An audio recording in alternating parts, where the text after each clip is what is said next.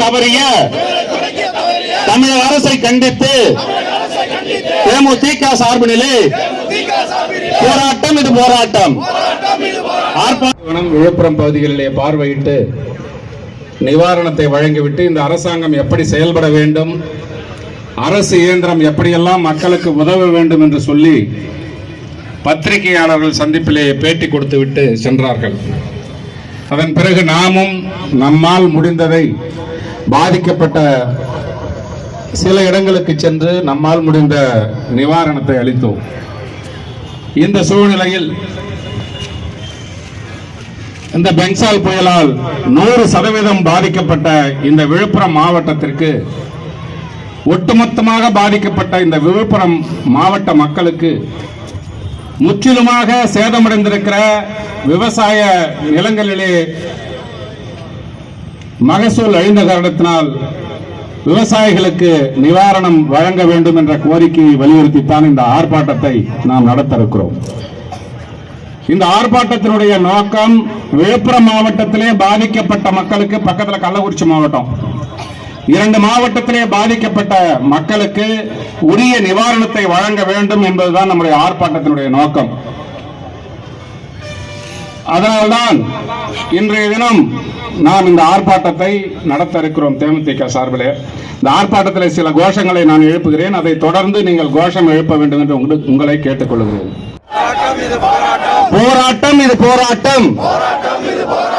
அமரர் கேப்டன் ஆசியுடன், அமரர் கேப்டன் ஆசியுடன் பெண்கள் புயலால் வாழ்விழந்த, பெண்கள் புயலால் வாழ்விழந்த விழுப்புரம் மாவட்ட மக்களின் துயரை துடைக்க தவறிய தமிழக அரசை கண்டித்து தேமுதிக சார்பினிலே போராட்டம். இது போராட்டம். ஆர்ப்பாட்டம். இது ஆர்ப்பாட்டம். ஆர்ப்பாட்டம். இது ஆர்ப்பாட்டம். தேமுதிக பொதுச் செயலாளர், தேமுதிக பொதுச் செயலாளர் எங்கள் அந்நியார் ஆணைக்கிணங்க மகசூல் இழந்த விவசாயிகளுக்கு,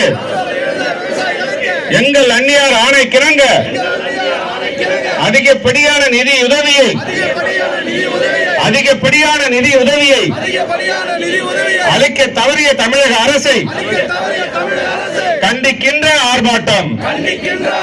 தமிழக அரசு, தமிழக அரசு நடவடிக்கை எடு, நடவடிக்கை எடு. தமிழக அரசு, தமிழக அரசு நடவடிக்கை எடு, நடவடிக்கை எடு.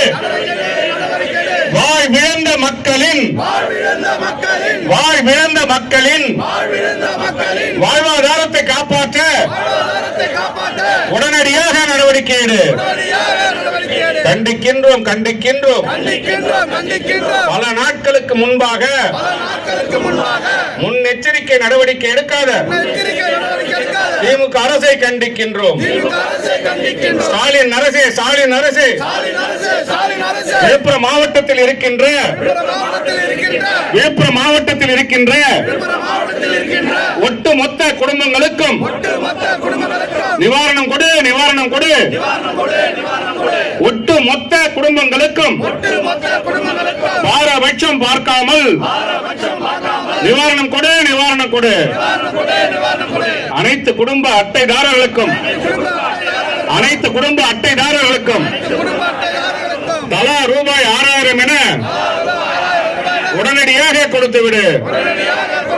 தமிழக அரசு, தமிழக அரசு புயல் வெள்ளத்தால் பாதிக்கப்பட்ட விழுப்புரம் மாவட்ட விவசாயிகளுக்கு, புயல் வெள்ளத்தால் பாதிக்கப்பட்ட விழுப்புரம் மாவட்ட விவசாயிகளுக்கு ஏக்கர் ஒன்றுக்கு 15000 என, 15000 என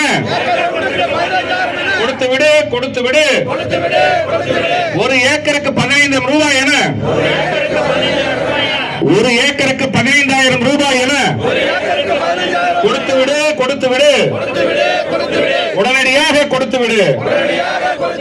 காப்பாற்று, காப்பாற்று. தமிழக அரசு, தமிழக அரசு காப்பாற்று, காப்பாற்று. விழுப்புரம் மாவட்ட விவசாயிகளின் விழுப்புரம் மாவட்ட விவசாயிகளின் வாழ்வாதாரத்தை காப்பாற்று. ஆர்ப்பாட்டம் இது ஆர்ப்பாட்டம், ஆர்ப்பாட்டம் இது ஆர்ப்பாட்டம். அமரர் கேப்டன் ஆணைப்படி ஆர்ப்பாட்டம் இது ஆர்ப்பாட்டம். தேமுதிக ஆர்ப்பாட்டம், ஆர்ப்பாட்டம் இது ஆர்ப்பாட்டம்.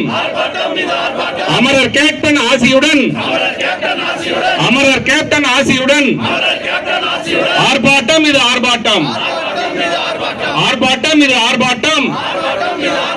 எங்கள் அந்நியார் ஆணைக்கிணங்க, எங்கள் அந்நியார் ஆணைக்கிணங்க விழுப்புரம் மாவட்ட மக்களின் வாழ்வாதாரத்தை காப்பாற்ற ஆர்ப்பாட்டம் இது ஆர்ப்பாட்டம். தமிழக அரசை கண்டிக்கின்ற தேமுதிக ஆர்ப்பாட்டம்.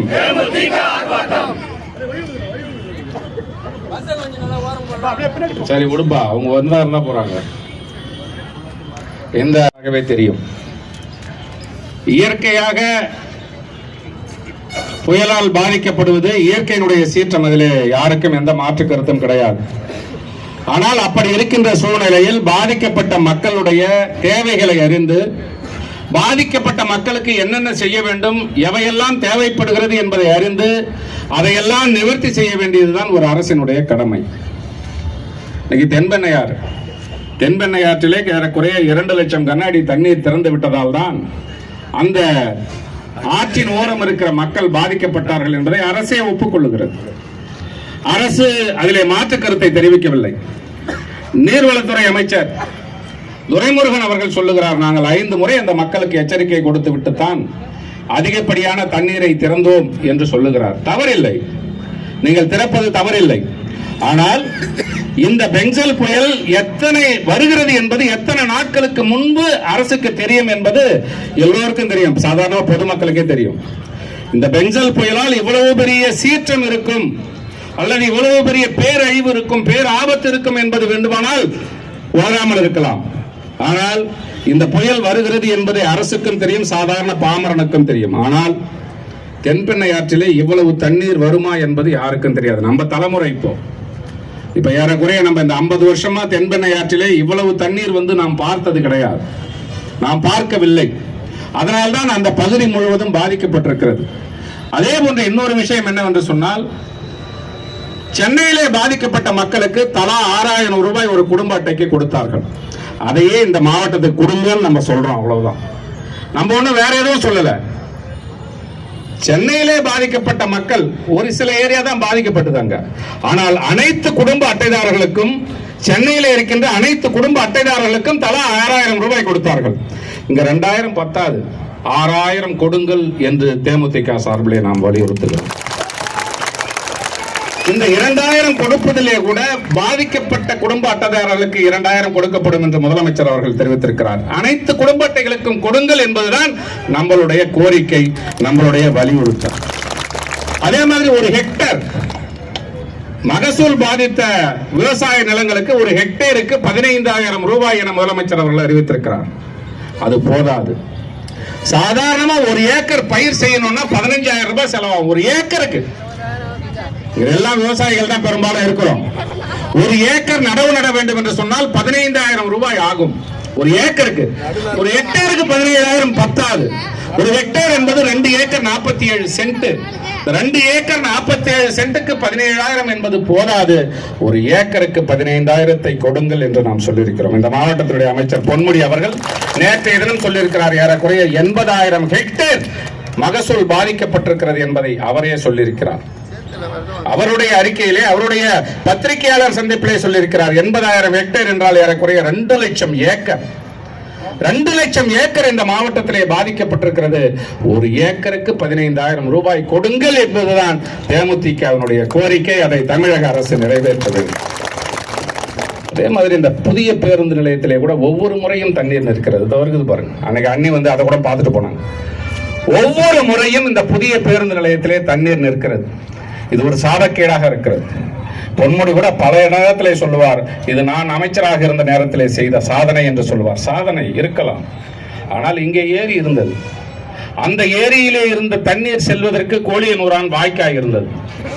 ஏறக்குறைய 100 அடி அகலம் கொண்ட அந்த வாய்க்கால் நீங்க எல்லாத்தையும் கொண்டு வந்தீங்க. மாவட்ட ஆட்சியர் அலுவலகம் வந்தது, புதிய பேருந்து நிலையம் வந்தது, நீதிமன்ற வளாகம், ஒருங்கிணைந்த நீதிமன்ற வளாகம் வந்தது. ஆனால் இங்கே வருகின்ற தண்ணீர் செல்வதற்கான, அந்த உபரி நீர் செல்வதற்கான அல்லது இந்த தண்ணீர் செல்வதற்கான அந்த வாய்க்கால் 100 அடி இருந்த கோழியனூரான் வாய்க்கால் இன்று 20 அடி இல்லையே.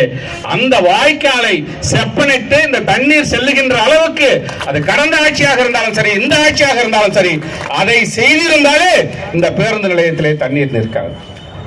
விக்கிரவாண்டி உங்களுக்கு எல்லாம் பார்த்திருப்பீங்க. விக்கிரவாண்டியிலே பாலம், அந்த அழுக்கு பாலம் ஒன்று இருக்கு தெரியுமா? விக்கிரவாண்டில இருந்து வந்தவங்களுக்கு தெரியும். அந்த அழுக்கு பாலத்துல இருந்து அந்த தண்ணி போறதுக்கு வழி கிடையாது. வாய்க்காலே இல்லை. வாய்க்கால யாராவது ஆக்கிரமிச்சிட்டாங்களா, இல்ல பயிர் வைக்கிறானா, இல்ல அது யாராவது வீடு கட்டிட்டு இருக்கிறாங்களா, எதுவுமே கிடையாது. இந்த விக்கிரவாண்டியில பாத்தீங்கன்னா கமிட்டியில் ஏறக்குறைய ஒரு 6-7 கோடி ரூபாய் நஷ்டம் ஏற்பட்டு விட்டதாக சொல்லுகிறார்கள். மணிலா மூட்டை அடிச்சுக்கிட்டு போயிடுச்சு, திணை அடிச்சுக்கிட்டு போயிடுச்சு, நெல் அடிச்சுக்கிட்டு போயிடுச்சு, பருத்தி நனைஞ்சு போச்சு. எல்லா மூட்டையும் அந்த விக்கிரவாண்டியில அந்த கமிட்டியில இருந்து அடிச்சுக்கிட்டு போச்சு. அதுக்கு என்ன காரணம்? தண்ணீர் செல்வதற்கான பாதைகளை சீரமைக்க வேண்டும். சீரமைக்காததான் இவ்வளவு வெள்ளப்பெருக்குக்கு காரணம்.